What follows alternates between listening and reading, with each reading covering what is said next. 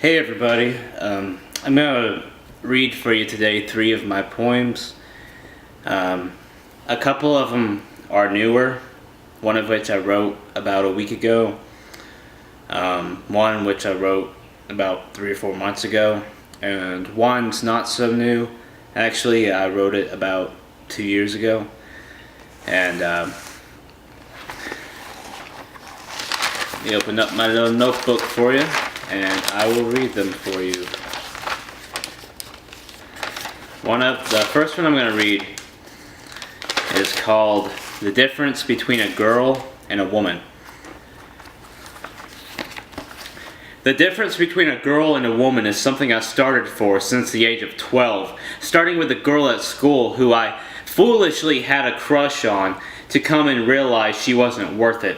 Going to the internet and, in my mind, respectably viewing women with no clothes, thinking they all enjoyed what they did, and pictured myself bettering in that way for the first time I actually cared to try that with, thinking that that would be all she wanted. But now I'm in my early 20s, a single father of a majestic son. I have to consider him as much plus more than myself now if I want another relationship. A woman doesn't play stupid little test games or flirt just to let you down. A real woman doesn't cause drama she shouldn't just because you won't be her slave. She understands what's important. She wants to help you, know you, and support you. You would want to do the same for a true woman, not a pretty face just pretending to be. She will not be nothing. She will be something. She'll be everything you've ever wished for and everything you've ever needed out of a woman. Honesty, loyalty, respect, and trust are all the things she will have for you unless you give her a reason not to, which will make you less of a man, right? Mature, bold in stance is what a true woman has over a girl with a pretty face. Now that's a poem I wrote mostly from my idealism of what a true woman is. And I partially wrote that as like a lesson I could teach my son one day about, what kind of woman to go after, one that's not, just in it for your attention or your, money. I mean, money's important in a relationship. If she's not willing to put effort in, that's important, but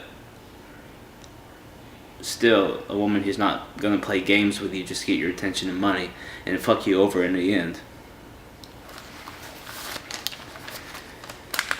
This second poem is called Fingertips, and I think you can pretty much understand why I wrote it. We're all human. No matter how big we try to act or, how much we act like we don't need something or however much our ego gets the best of us, we're all human and we all have necessities, desires. So this one's pretty much about that. It's called Fingertips. Fingertips. Fingertips, how I long for them, of a woman to run through my hair even if it's just sitting, relaxing, talking. Someone to talk to lovingly.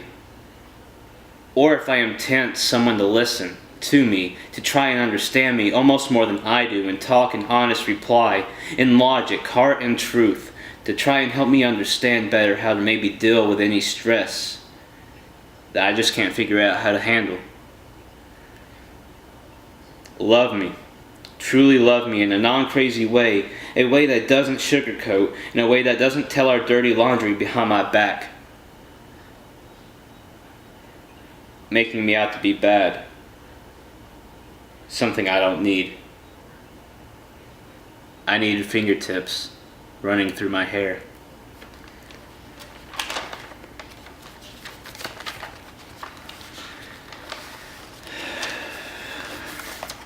Alright, this last one is the one I wrote about a week and a half ago.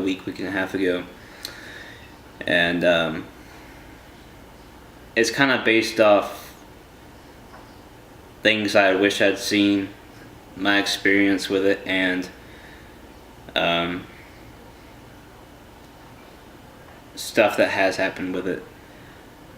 And it's about one of my favorite cities I've ever been to. It's called New York City. Broadway shows, nightlife, music all around, success for the art.